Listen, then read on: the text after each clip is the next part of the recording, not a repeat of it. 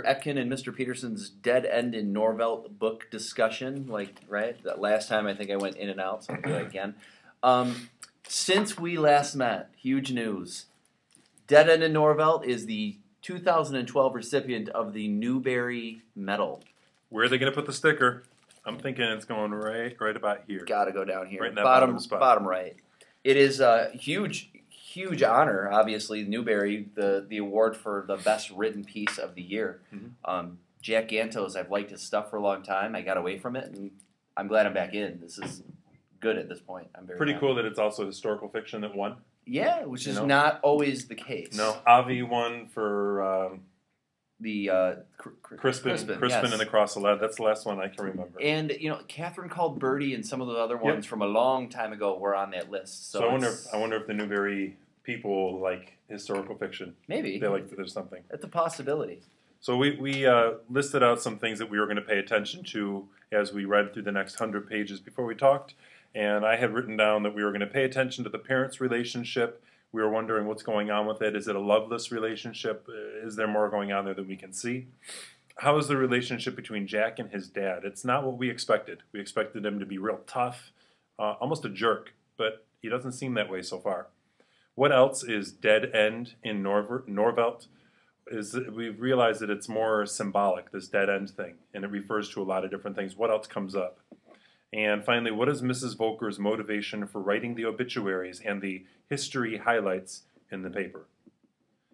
So we were talking about, since this is historical fiction, then there is some history to it. So I had some fun looking up the history of Norvelt specifically, and where it came from. And it actually was a town. It was in 1937. It was before that it was established, part of the New Deal and FDR. The Roosevelts, and obviously from the book, Eleanor played a large part. Well, exactly. So here's something I didn't realize. In 1937, Eleanor Roosevelt and the wife of somebody else in the administration came to visit as the last settler to Norvelt came in. And they had a little party. Right. And I think that might be when they changed the name to Norvelt. That was previously known as something else because it was a mining town. Yeah. And the name Norvelt comes from Eleanor Roosevelt. That's cool. Norvelt. I feel stupid I didn't pick that up Right. Before. Now that I'm seeing it, I'm like, wait a minute, that's obvious. Even as I was reading it, they're like, and it's named after her. And I'm like, what, is her middle name Norvelt? And then finally... That is cool. Finally they explain it, so that was really... That's interesting. So it was awesome to read all this and be like, yes, that's in the story, that's in the story. Norvelt, the name is cool. Well, it's true. It's a real place. Absolutely. So, big things that you're noticing here. For me, I want to start with the parents. That was one of the things. Finally, you get a part where they work together. The birthday gift. Oh, yeah, that's right. That takes planning. They had to come up with that, and it's not in the pages on the book, but you know that maybe love isn't there, but they're doing what they need to do for their son. And, he was excited about the gifts, and I was like, really? A ticket to say you get out of jail free? Get out of jail free card. So, he got a get out of jail free card. He got a pass to two tickets to a movie or a double feature at the drive-in. And they joked with him that he had to clean everything up. Yeah, and Dad got him a new shovel. Yeah. Because some of the gifts were useful, and then others were like, the better gifts came later. Yeah. So it was pretty... Did you see the shovel on the inside? Yeah, I noticed that. There's a shovel on the inside of the flap right over there. Because he's digging the fake bomb shelter that his dad still... He's knee-deep. He is? That's crazy. It's a big hole, because his bomb shelter framed knee-deep is a big hole. He's been digging a while, though. Yeah. But, I noticed the birthday gifts, they had to work together for that. So we talk about whether it's a loveless or... I wonder if in this book it doesn't matter. Because that's not... The book isn't about the family unit as a whole, really. It's more about the town and Jack and his experiences. Yeah. And the whole dynamic with Volker and all the other stuff. So I don't know if it, to me, is the loveless marriage or the relationship and try and figure that out. Or is it really not that important? Because they show, obviously, that they must have other interactions. And if it's not on the page, then that's not the focus of the book. True. That's the way I was kind of thinking about it. I don't know if that's... Maybe it's because we're old and we're in marriages that we notice it and we think about it. Right. Probably. We bring that to the story. With all the connections there automatically. I didn't find a whole lot about the parents. I think, Dad wants out of there. Mom wants to stay. It's her hometown. It's where she grew up. There are a couple of mysteries in here. I guess one of the things is still Ms. Volker. And I feel like I found a part in here which helps us understand why she's keeping on with this town. Because I realized later she wants to get out of there. I was surprised. Yeah. Yeah. She wants out of the town. She loves the town. She wants it to do well. The dad is taking the house to a different Eleanor Roosevelt place, and she's all upset by it. But I was interested. I have too many post-it notes. She was very angry. Yeah, and she goes, I want to get out of here too. I want to go someplace exotic. Florida. She was talking about. Yeah, but she does it. She puts this whole thing in here about... What page are you on? 195. All right. Yep. They do the obituary of the house, right? Yeah, with her sister's house. Her sister's house that gets burnt down by the Hells Angels.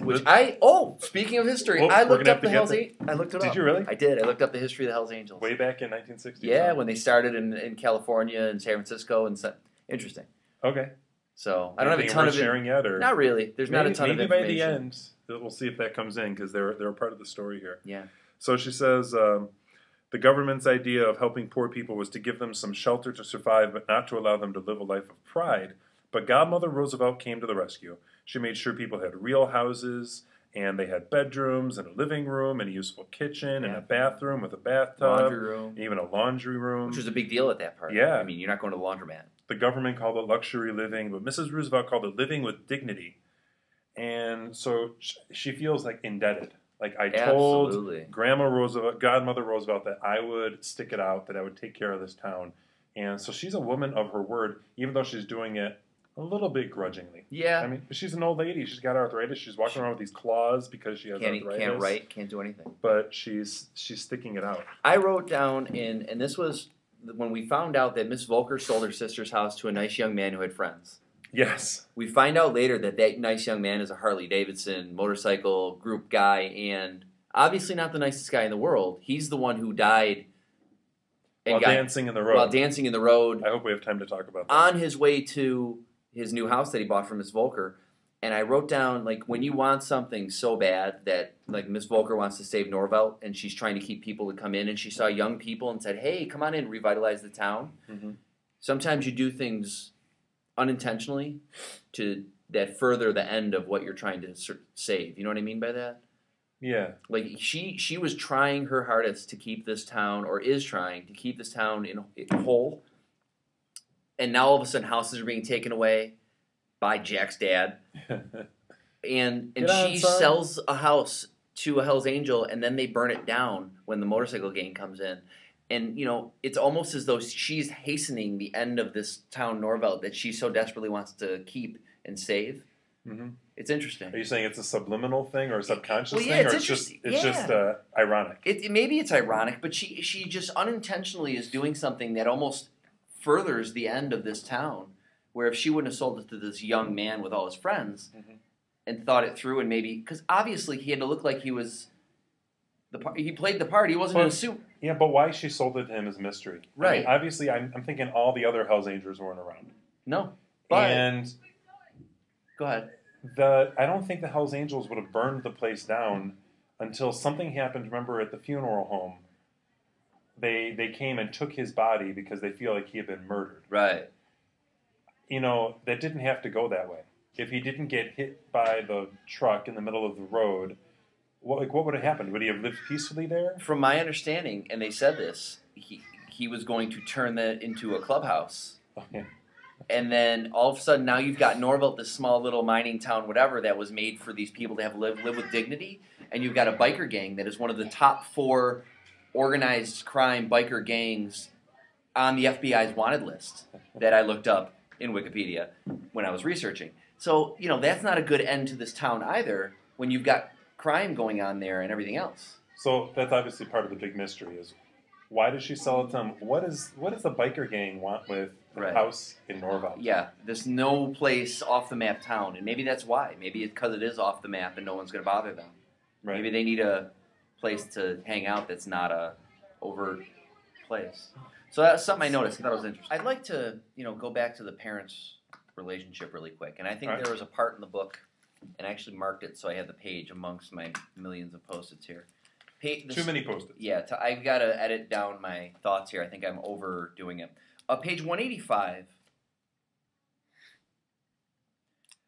I love they describe Monopoly as is the American dream in a box. That's Dad. Dad, yeah. It's pretty funny. And that really describes Dad's thinking. And then as it goes on there... But right away, Mom disagreed. Right. It teaches you how to ruin other people's lives without caring, she countered. Right. She owned low-rent properties, Baltic and Mediterranean. Mm-hmm. I owned the railroad utilities and other orange properties. But then Dad owns the red, yellow, and green big-time ones. Right. Right? And so he's out... No, go ahead. So, he's out trying to load up the hotels and... be the American dream. You landed on me, bam! Pay up. Bankrupt this person. That's right. And Mom is trying to take all the small properties and care for them and just put houses up. And that's absolutely, this is a symbol in a nutshell, that's Mom and Dad. I think Gantos, as the writer of this, put the whole Monopoly scene in as... Which is short. It's very short. 2 paragraphs. Yeah. 3 paragraphs. But I think it's just a subtle slip into the book. This is Mom and Dad in a nutshell. And is either one right or wrong? I don't think so. I have to... Mom's a little kinder, and, I like that she's looking out for people. And I'm wondering if, who does Jack take after more? Or who will he end up thinking and seeing and trying to emulate? Will he see his dad as, the guy who's never around, out to make a buck, is always complaining about Norvelt? Or is he beginning to love Norvelt too? And he's going to see Norvelt in the world through his mom's eyes.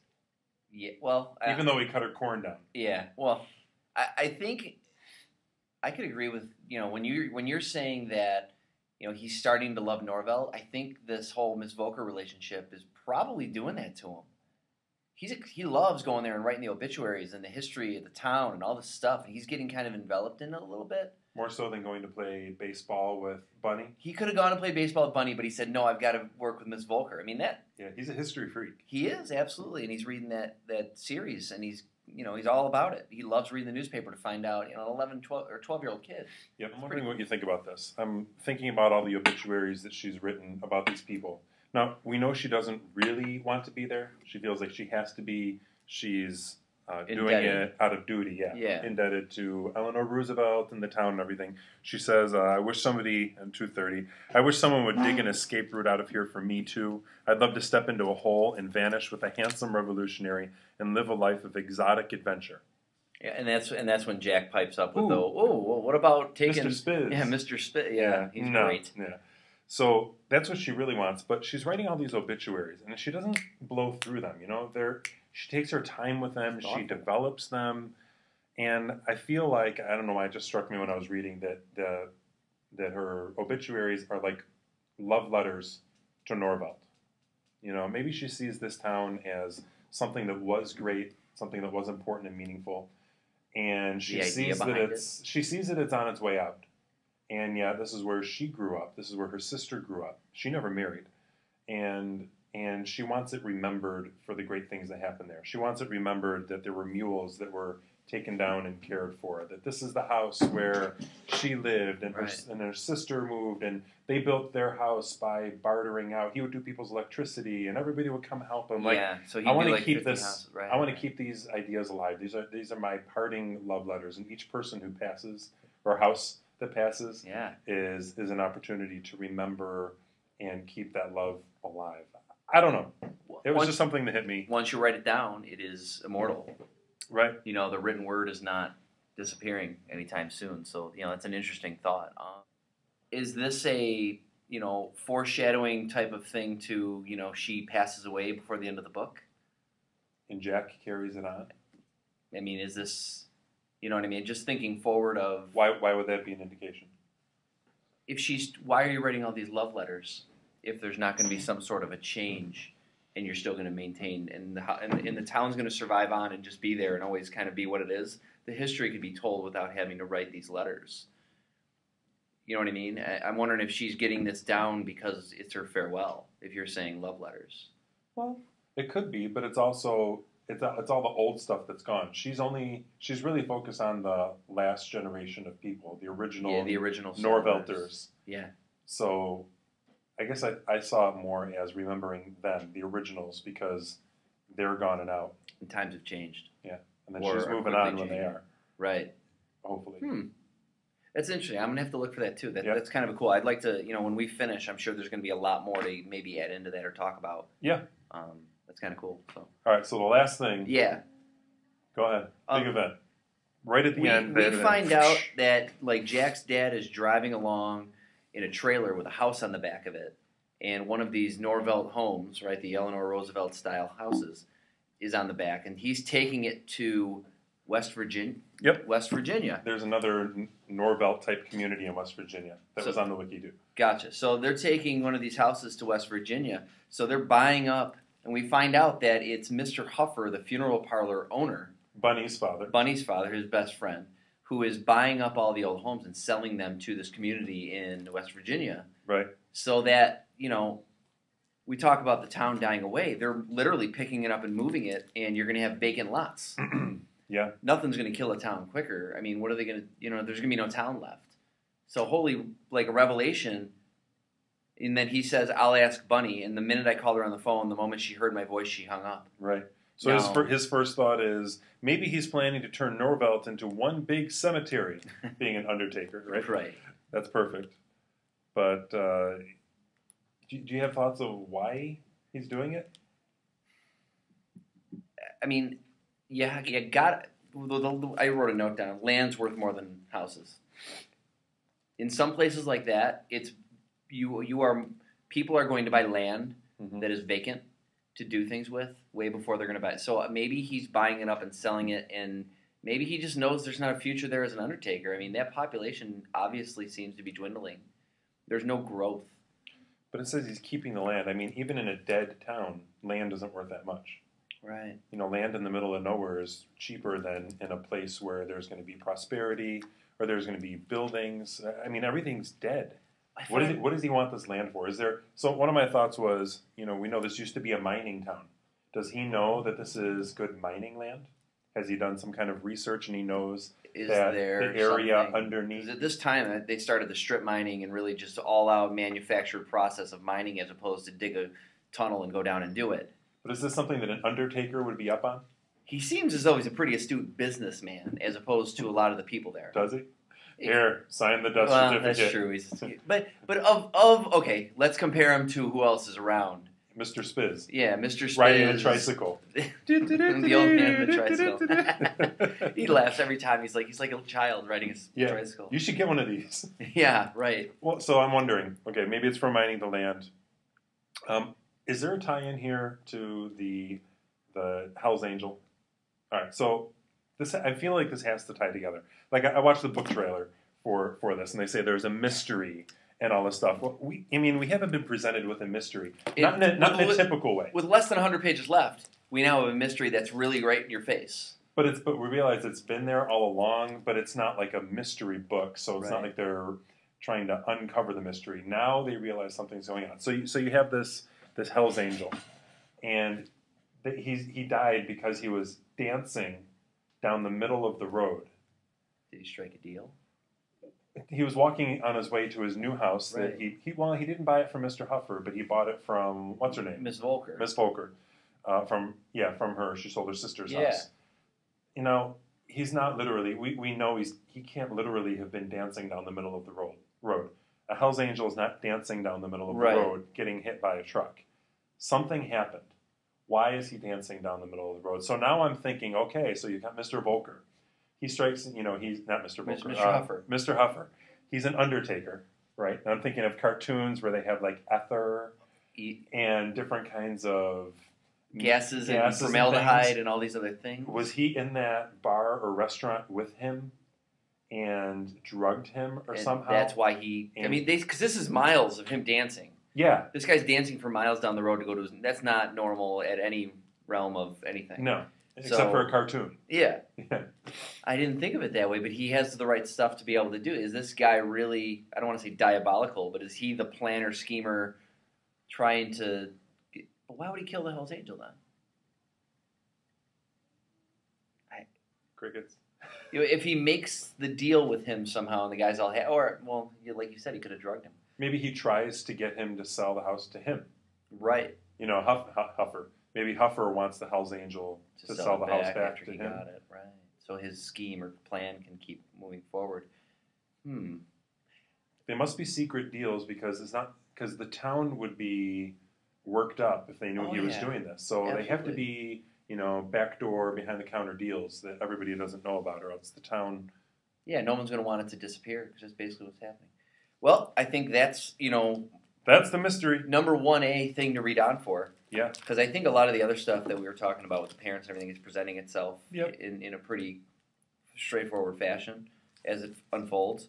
Yeah, this is definitely a thing. Oh, and I want to know if that plane's going to work. Is it going to fly? Be interesting. Oh, the plane, right? Yeah. The plane. It's on the cover. It is. So maybe it is. So the last word in the book, just so you know, is the word history. I just thought I'd share that. Oh, okay. I was wondering if there was a connection. Until next time. That's it. Then in the Norvelt.